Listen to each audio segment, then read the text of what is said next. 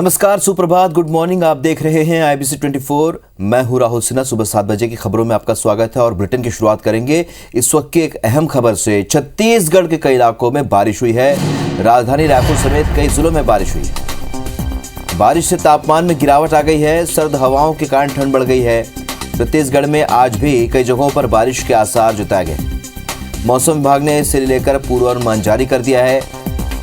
मध्य और उत्तर छत्तीसगढ़ में बारिश के आसार जताए गए हैं। हल्की सी मध्यम वर्षा के साथ ओलावृष्टि की भी संभावना है।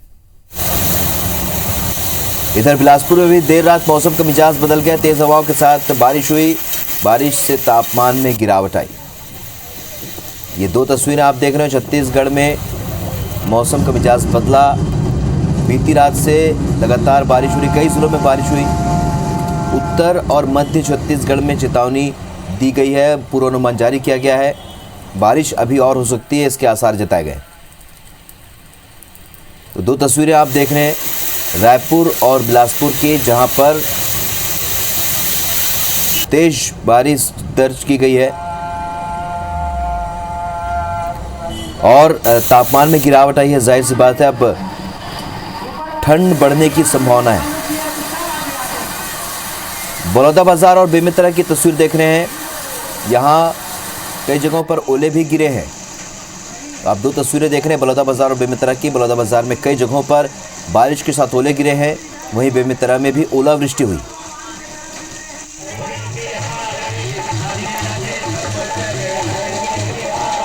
तो मौसम का बदला रूप आप देख रहे हैं। बलौदाबाजार और बेमेतरा में ओलावृष्टि हुई है। फसलों को भी खासा नुकसान हुआ है। बेमौसम बारिश की वजह से किसानों को सीधी मार पड़ी है। सरकार भी धान खरीदी कर रही है, उस पर भी असर जाहिर तौर पर देखने को मिलेगा।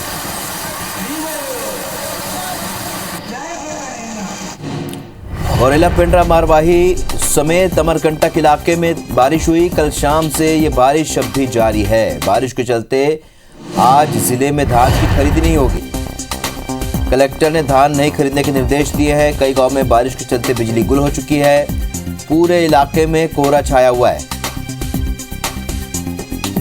गौरेला पेंड्रा मारवाही में भी बारिश का असर देखने को मिला है। तेज बारिश हुई। कल शाम से बारिश जारी है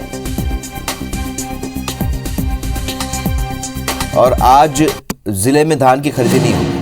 शरद अग्रवाल हमारे सहयोगी और ज्यादा जानकारी के साथ इस वक्त पेंड्रा से जुड़े हैं। शरद, जिस तरीके से हालात हम देख रहे हैं, तस्वीरों में भी दर्शकों को दिखा रहे हैं, धान की खरीदी तो नहीं होगी, और मौसम विभाग क्या कर रहा है?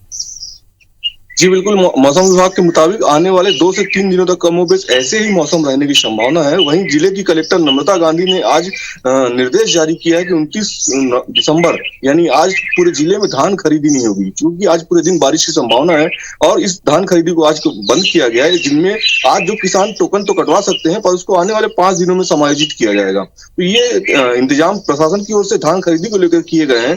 वहीं नगर पंचायत पेंड्रा और गौरेला के द्वारा सार्वजनिक स्थानों पर अलाव जलाए जा रहे हैं। साथ ही साथ जो घुमंतु किस्म के लोग हैं, उनको सुरक्षित ठिकानों पर पहुंचाने का भी एक प्रयास किया जा रहा है।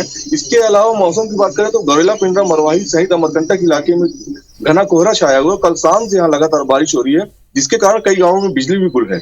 जी, अभी बड़ी संख्या में यहाँ पर पर्यटक पहुंचे हैं शरद, और जाहिर सी बात है क्योंकि अब बारिश हुई है तो कितना असर 31 के लिए कई लोग सेलिब्रेट करने के लिए भी यहाँ पहुंचे। जी बिल्कुल, साल 2021 की विदाई देने के लिए और 2022 के स्वागत के लिए छत्तीसगढ़, मध्य प्रदेश ही नहीं, उड़ीसा, गुजरात और पश्चिम बंगाल से भी यहाँ पर्यटक पहुंचे हुए हैं और नए साल के स्वागत की तैयारियों में जुड़े हुए हैं। पर्यटकों की संख्या काफी बढ़ रही है। ऐसे में जब ये मौसम में तब्दीली हो रही है तो पर्यटक जहाँ इसका लुत्फ उठा रहे हैं, वहीं जो स्थानीय निवासी और आम जनता है उस पर खासा असर पड़ा है। जी शरद, इस जानकारी के लिए आपका बहुत बहुत शुक्रिया। अंबिकापुर से भी बड़ी खबर, जहां सरगुजा संभाग में जमकर बारिश हुई है और बारिश से जनजीवन प्रभावित हो गया है। बारिश से तापमान में गिरावट आई है। आज धान खरीदी प्रभावित रहेगी। खरीदी केंद्रों में भीगा हुआ धान रखा गया है। आज भी बारिश के आसार हैं। तो अंबिकापुर से बड़ी खबर, जहां सरगुजा संभाग में भी जमकर बारिश हुई है। बारिश से जनजीवन बुरी तरीके से प्रभावित हुआ है और तापमान में गिरावट तो आई है। साथ ही धान खरीदी भी आज प्रभावित रहेगी।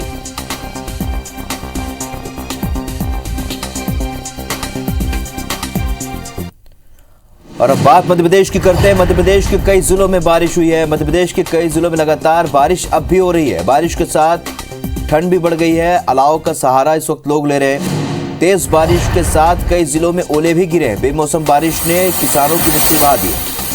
आज भी मध्य प्रदेश के कई इलाकों में बारिश की संभावना है।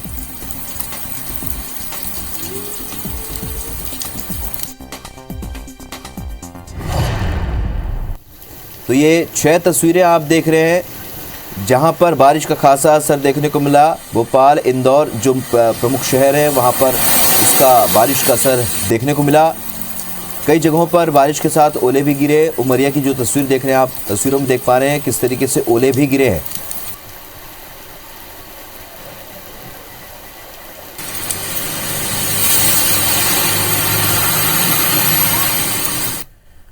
तो नीलम हमारी सहयोगी और ज्यादा जानकारी के साथ इस खबर पर जुड़ चुकी है। नीलम, जिस तरीके से हम देख रहे हैं मौसम ने करवट बदली है, इसका सीधा असर किसानों पर भी पड़ा है। फिलहाल मौसम को लेकर क्या पूर्वानुमान है? जी बिल्कुल, देखिए कल से मध्य प्रदेश के मौसम में एक बार फिर से बदलाव हुआ है और पिछले 24 घंटों के दौरान न केवल बारिश हुई है बल्कि कई स्थानों पर ओले भी पड़े, जिसमें कि पूर्वी मध्य प्रदेश का हिस्सा यहाँ पर ओले पड़ने की घटनाएं जो है दर्ज की गई है। अगर हम आगे के अनुमान की बात करें तो आज भी रीवा, सागर, ग्वालियर, चंबल, जबलपुर, शहडोल इन संभागों के जिलों में गरज चमक के साथ बारिश हो सकती है। वहीं लगभग इन्हीं संभागों साथ ही साथ राजधानी भोपाल और उसके आसपास के क्षेत्रों में भी हल्की बारिश की संभावना मौसम विभाग ने जताई है। साथ ही साथ पाला पड़ने जैसी घटनाएं भी हो सकती है, जिसके लिए मौसम विभाग ने ऑरेंज और येलो अलर्ट जारी किया है और लोगों से सावधान रहने की अपील की है, क्योंकि पिछले दिनों भी मध्य प्रदेश में कोल्ड वेव और सीवियर कोल्ड डे दर्ज किए गए थे। फिर उसके बाद मध्य प्रदेश के मौसम में थोड़ा सा बदलाव हुआ, पर कल से क्योंकि कई कारण यहाँ पर बताए जा रहे हैं। अगर हम कारणों की बात करें तो मौसम विभाग के मुताबिक उत्तरी पाकिस्तान के ऊपर इस वक्त एक साइक्लोनिक सर्कुलेशन एक्टिव हो रखा है, जिसके चलते राजस्थान के पास में भी एक इंड्यूस साइक्लोनिक सर्कुलेशन एक्टिव हो गया है। वहीं तेलंगाना और मध्य प्रदेश से होते हुए एक ट्रफ लाइन गुजर रही है। यही कुछ कारण है जिसके चलते मध्य प्रदेश में इस वक्त जो है बारिश हो रही है और पूरे लगभग सभी शहरों में कोहरा छाया हुआ है और लगभग आज भी इसी तरीके का मौसम रहेगा, जिसके लिए मौसम विभाग ने अलर्ट जारी किया है। वहीं अगर हम किसानों की बात करें तो मौसम विभाग ने कुछ सावधानियां रखने की जो है बात कही है। अगर हम सावधानी की बात करें तो मौसम वैज्ञानिकों ने किसानों से कहा है कि क्योंकि पाला पड़ने से फसलों में पानी की कमी हो जाती है, इसलिए जरूरी है। चलिए, तो हम समझ सकते हैं और जिस तरीके से पूर्वानुमान है, जाहिर सी बात है मौसम का मिजाज अभी ऐसा ही रहेगा। इस जानकारी के लिए बहुत बहुत शुक्रिया नीलम आपका। बढ़ते आगे, तो मध्य प्रदेश के कई जिलों में अचानक मौसम का मिजाज बदला है। राजधानी भोपाल समेत कई इलाकों में कड़ाके की ठंड के साथ बारिश भी शुरू हो गई। संतरे के लिए मशहूर आगर मालवा जिले में अचानक आए मौसम के बदलाव से जनजीवन अस्त व्यस्त हो गया है। तेज हवाओं के साथ अचानक हुई बारिश की वजह से संतरा किसानों को भारी नुकसान उठाना पड़ रहा है। वहीं इंदौर में भी बारिश की वजह से तापमान गिर गया और ठंड बढ़ गई। सतना में भी मौसम ने करवट ली और सुबह से ही घना कोहरा देखने को मिला। इसके बाद घंटों बारिश का दौर जारी रहा, जिसके चलते खरीदी केंद्रों में रखा धान भीग गया है। वहीं उमरिया में तो तेज बारिश के साथ बर्फ भी ओले भी गिरे हैं और आज शाम हुई अचानक तेज बारिश के कारण मंडियों में रखा हुआ किसानों का हजारों टन अनाज भीग कर बर्बाद हो गया है। अचानक हुई बारिश से कृषि उपज मंडी में अव्यवस्थाओं की पोल भी खुल गई। तो ये 6 अलग अलग तस्वीरें आप देख रहे हैं।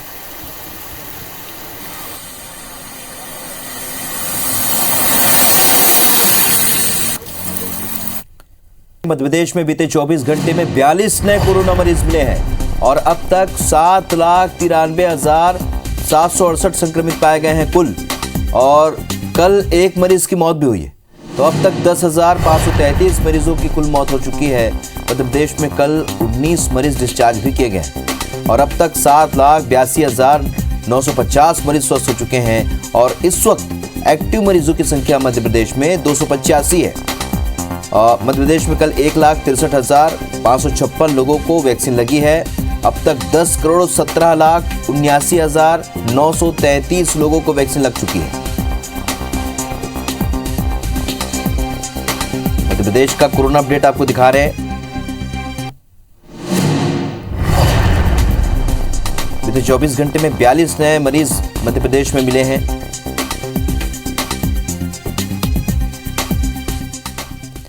छत्तीसगढ़ का कोरोना अपडेट भी आपको बता देते हैं। छत्तीसगढ़ में बीते 24 घंटे में 69 नए कोरोना मरीज मिले हैं। रायगढ़ और जांजगीर में 14 मरीजों की पहचान हुई है। रायपुर में 13, बिलासपुर में 9 और दुर्ग में 7 नए मरीज सामने आए। दुर्ग और कोरबा में एक कोरोना मरीजों की मौत भी हुई है और कल 19 मरीज स्वस्थ हुए हैं। 393 एक्टिव मरीज इस वक्त पूरे छत्तीसगढ़ में। तो अभी छत्तीसगढ़ में भी मरीज बढ़े। बीते 24 घंटे में 69 नए मरीज मिले हैं छत्तीसगढ़ में। कोरबा और दुर्ग में एक मरीज की मौत भी हुई।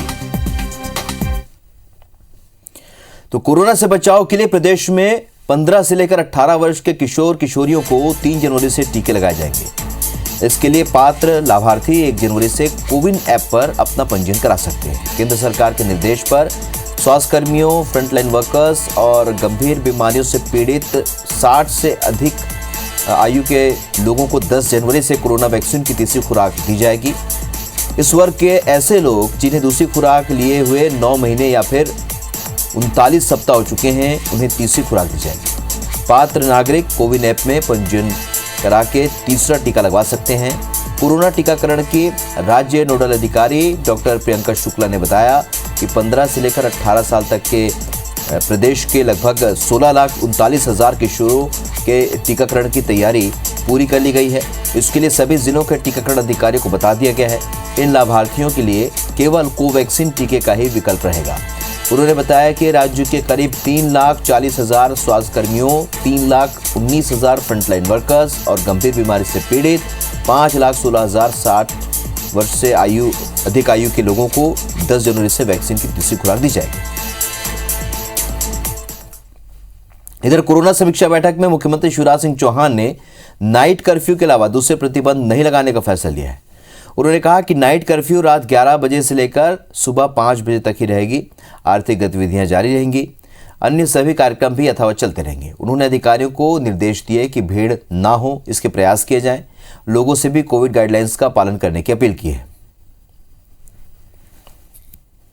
प्रधानमंत्री जी ने जो प्रावधान किया है 15 से 18 साल के बच्चों के टीकाकरण का, उसकी रणनीति भी हम लोग बनाएंगे। बाकी हर चीज पर हम नजर रखे हुए हैं, व्यवस्थाएं हमारी चाक चौबंद है। जनता से यही अपील है कि सावधानी रखें। 3 जनवरी 2022 को 15 से 18 वर्ष के आयु वर्ग के बच्चों को कोविड वैक्सीन लगाने की शुरुआत होने जा रही है। इंदौर पहली और दूसरी लहर में कोरोना का एक बड़ा हॉटस्पॉट रहा है और तीसरी लहर में भी स्थिति बिगड़ती नजर आ रही है। बच्चे भी कोरोना की चपेट में आ रहे हैं। ऐसे में स्वास्थ्य विभाग अब बच्चों के वैक्सीनेशन को लेकर सजग हो चुका है और 15 से लेकर 18 साल तक के आयु वर्ग के बच्चों की लिस्ट तैयार कर ली गई। इंदौर जिले में कक्षा 9वीं से 12वीं तक के विद्यार्थियों को टीका लगाया जाएगा। इसके लिए 2.25 लाख बच्चों का चयन वैक्सीनेशन के लिए किया गया है। इंदौर स्वास्थ्य विभाग की कोशिश है कि स्कूलों में वैक्सीनेशन ड्राइव चलाई जाए। इसके माध्यम से हर एक बच्चे तक पहुंचा जा सके। जिला टीकाकरण अधिकारी डॉक्टर तरुण गुप्ता का कहना है कि व्यापक स्तर पर तैयारी कर ली गई है। रूबेला के टीके की तरह ही स्कूलों में कोरोना के टीके लगाए जाएंगे।